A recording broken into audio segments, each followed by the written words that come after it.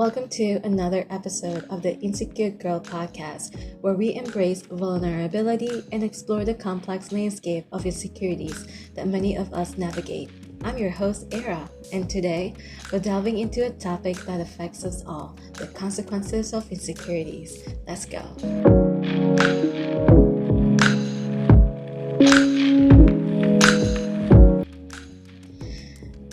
Before we get into the topic, I just want to introduce myself for a bit.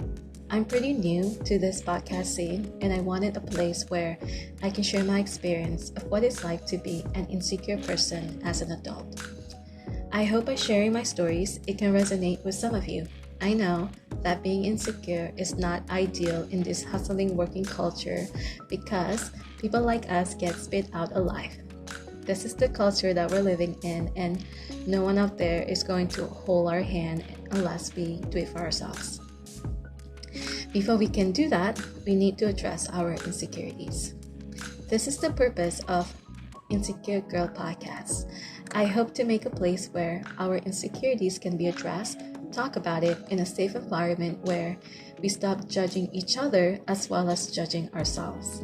Also, I hope I will try my best to share relevant resources that can help us understand our insecurities, address them, and work through them so we can be the better version of ourselves and contribute to make positive impact in the world.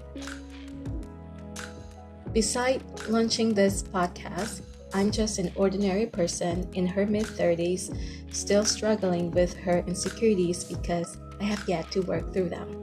In this podcast, I will share my stories about my insecurities, my personal experience, and ways I cope and overcome my insecurities as a part of my personal growth. If you want to know more about me, you can find a link that will take you to my blog page where I have written few articles about my life. You can check that out. It's called Era Stories. Don't forget to click on the link, alright? Because I feel it is my responsibility to give you a chance to get to know me while listening to this podcast. Without further ado, let's begin.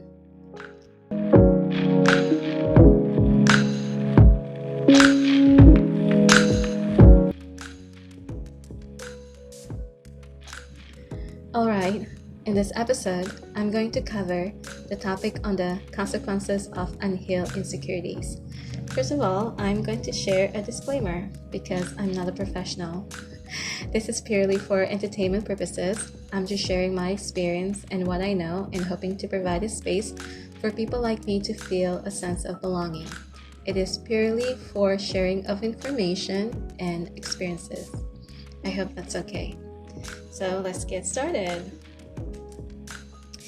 Here is where I am at with insecurities. For me, this is really terrible to admit, but I don't even know what is my strength anymore.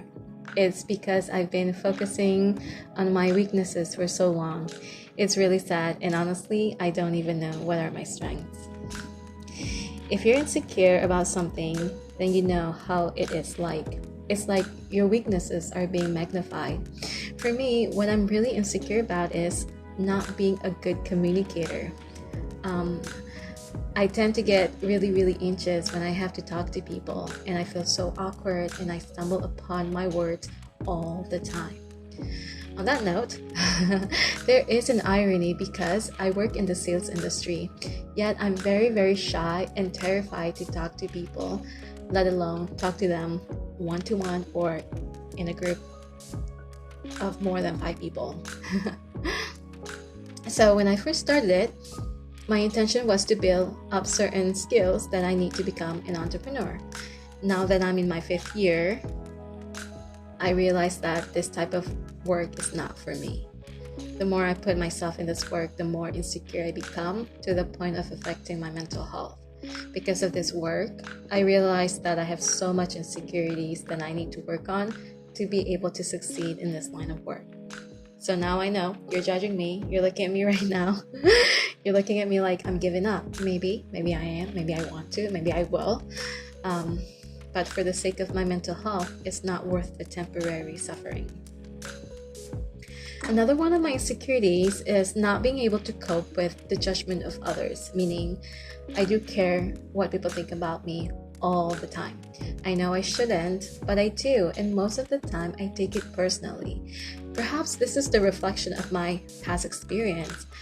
I'm really embarrassed to share this part of my life, but when I was in high school, I was made fun of by one of my classmates. He would make fun of my last name because it's pretty foreign. And I was really sad, and it was the worst period of my life. So these insecurities that I'm sharing with you are examples that relates to the topic that I'm going to discuss in this episode, which is the consequences of unhealed insecurities. So let's just get to it.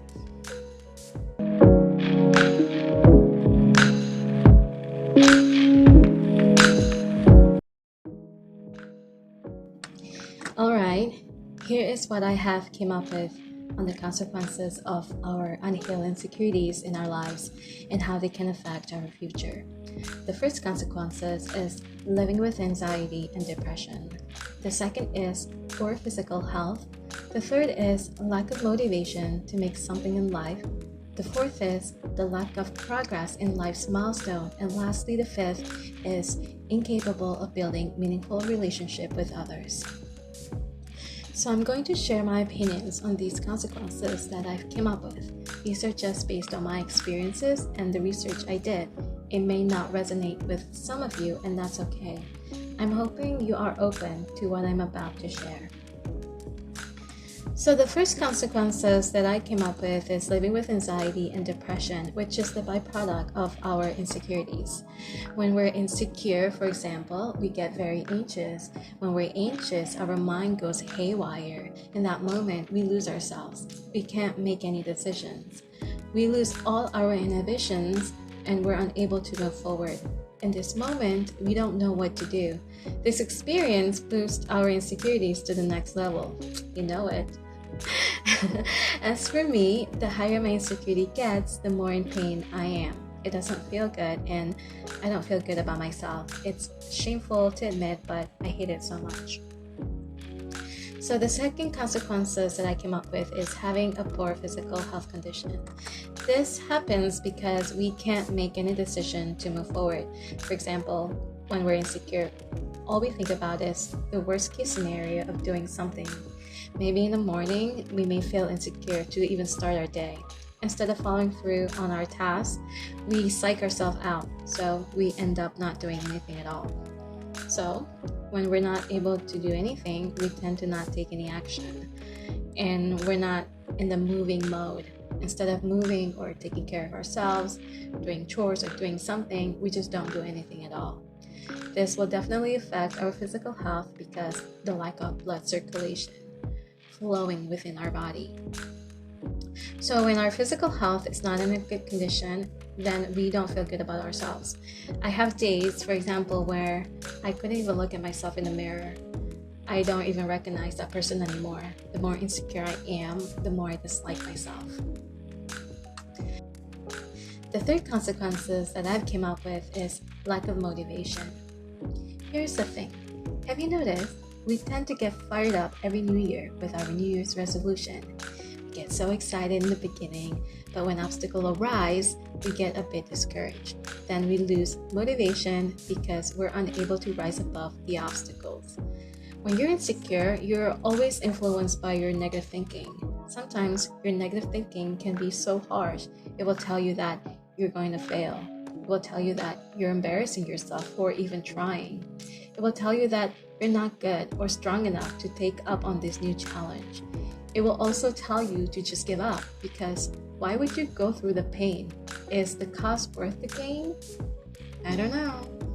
The worst part is your negative thinking makes you feel bad about yourself, so you don't feel good about yourself. How are you able to find the courage and willpower to build a life that you have dreamed of since you were a little girl? This is one of the consequences of our unhealed insecurities. When you don't feel good about yourself, there's no motivation to even try. This is what I've been thinking a lot lately, and I'm not proud to even admit because it makes me feel inadequate. Why do something when I'm setting myself up to failure? Why even bother to try?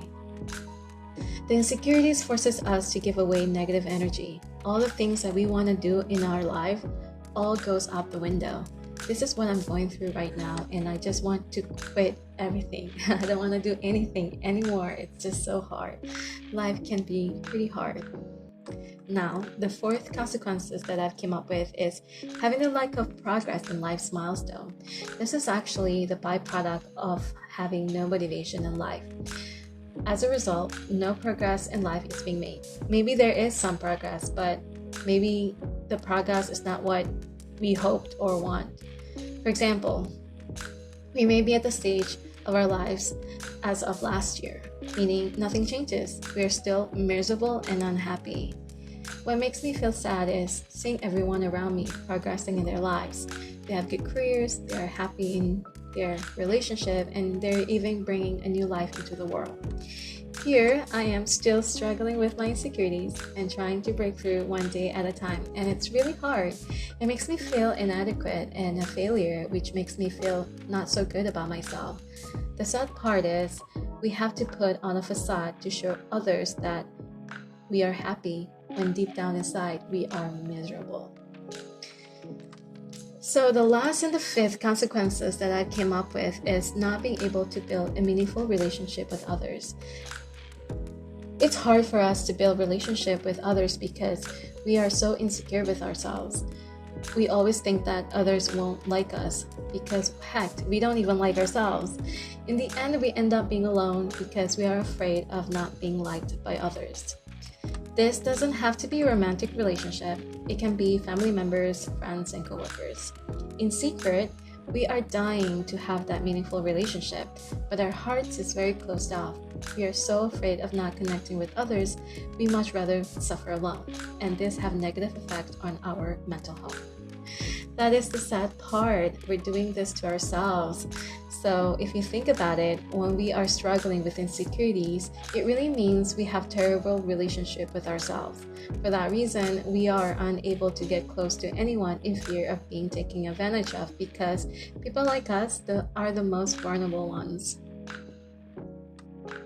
So, these consequences of unhealed insecurities that I've come up with prevents us from having the courage we need to create a meaningful life for ourselves.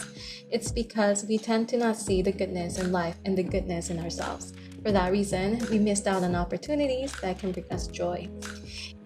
What I have talked about just now on the consequences of our unhealed insecurities might be intense and may make you feel uncomfortable because it is a vulnerable topic. For that reason, I'm going to apologize.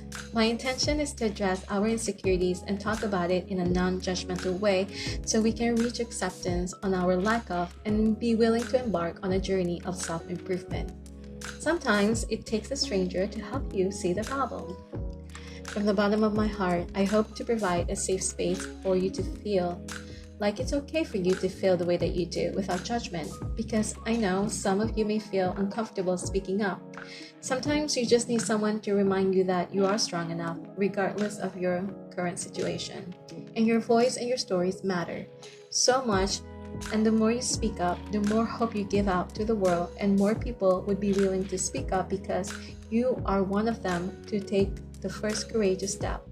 The good news is, with problems, there are solutions. So let's hear that. Hey, it's time for the solutions. I have shared with you the consequences of unhealed insecurities. These are based on my experience being a severe insecure person since I can remember, and the journey I've gone through for personal growth. With these consequences, I'm constantly trying to overcome my insecurities, and I'm still working on it even while trying to write this episode. So, let me share with you some activities I do to help me work through my insecurities. These are just what's helping me to push through my self-doubt, insecurities, and so on. I'm not saying that these are the best way, but it does help, especially when I'm at my lowest moment. I hope you're still listening and you are open to what I'm about to share in this episode. So, here it goes. So, the first one is reading books. It helps with bringing my awareness and not be succumbed to my overwhelming insecurities. That is through feeding my mind with new knowledge. Meaning, reading books help, especially the nonfiction ones. In this very moment, I'm reading one particular book to help me understand about my insecurities. The book is called Confidence, Overcoming Low Self-Esteem, Insecurities, and Self-Doubt by Dr. Thomas Chamorros. Pre-music. If you're interested in the book, I will have a link in the description box and you can check it out for yourself. I'm still in the process of reading this book. I think it has so many data to back up what it means to be confident and what are the benefits of having low self-esteem.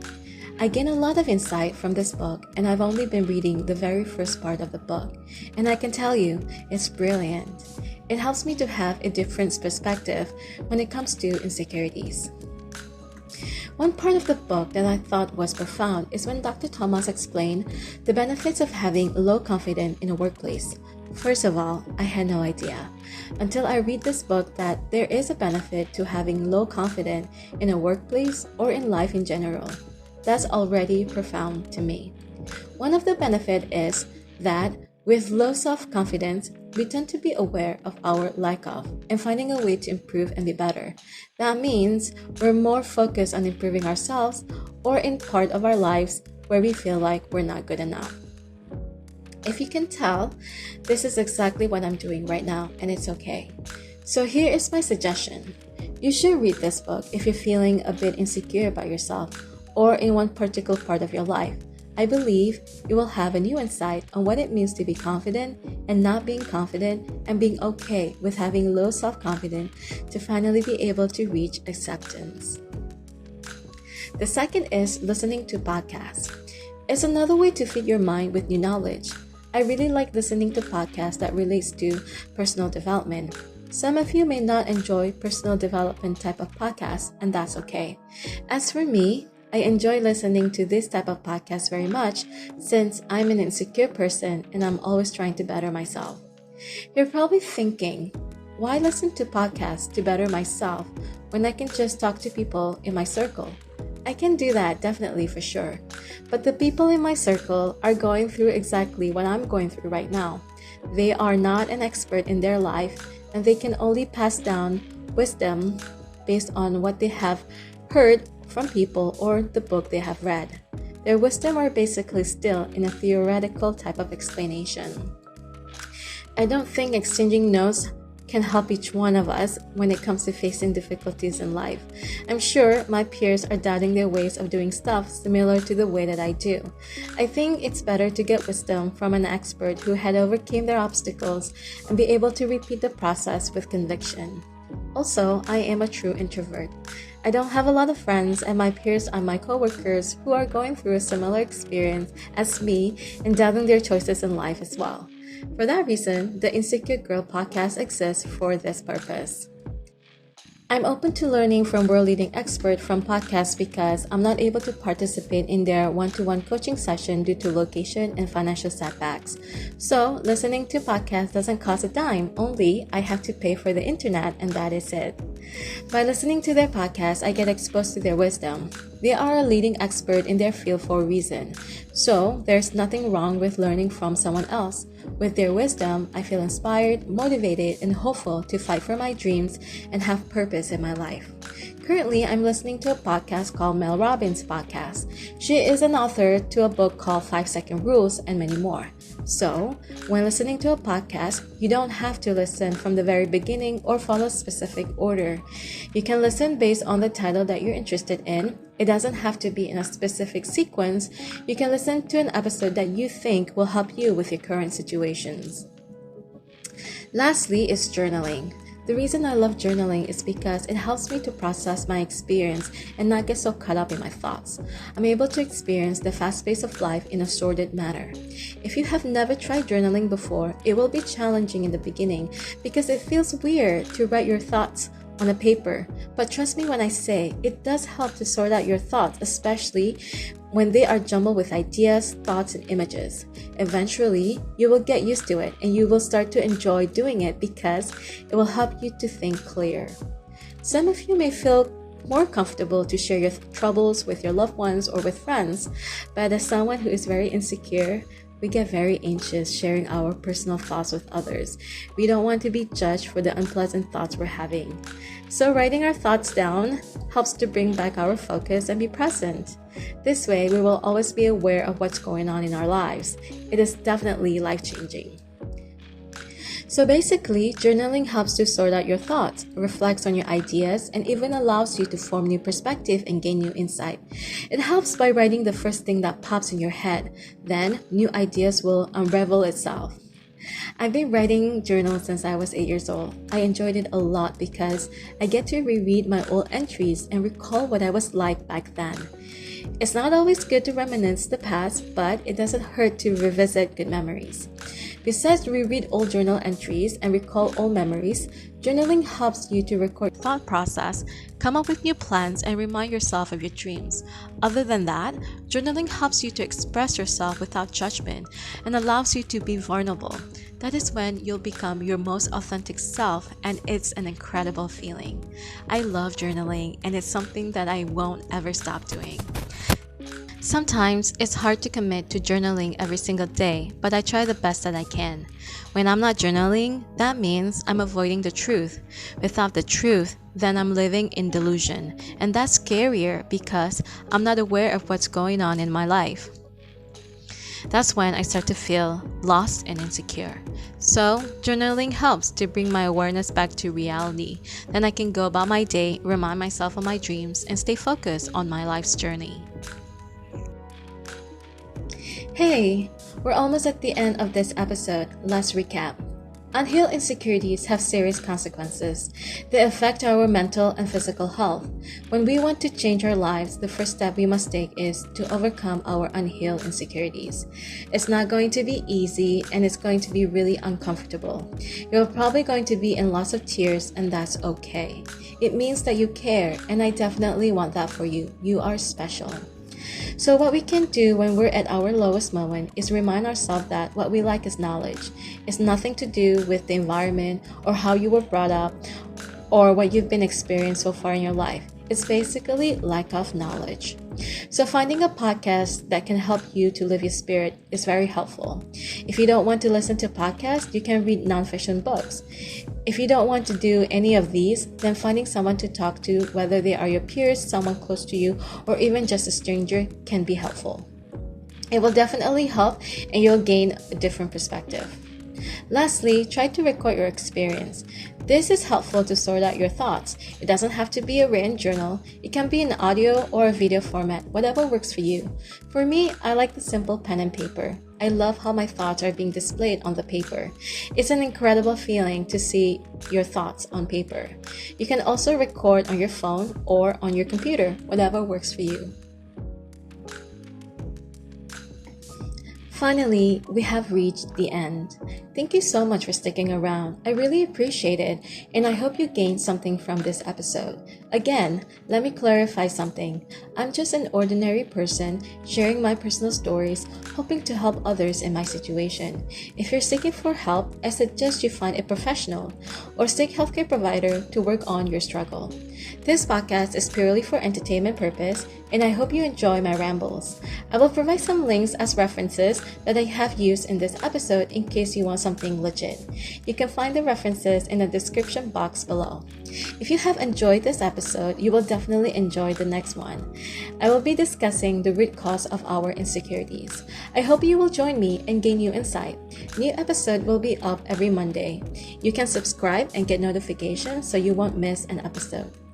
Thank you for listening, and I'm really excited to engage with all of you in the next episode. Once again, welcome to Insecure Girl Podcast. I'm your host, Era. Until next time, have a good day.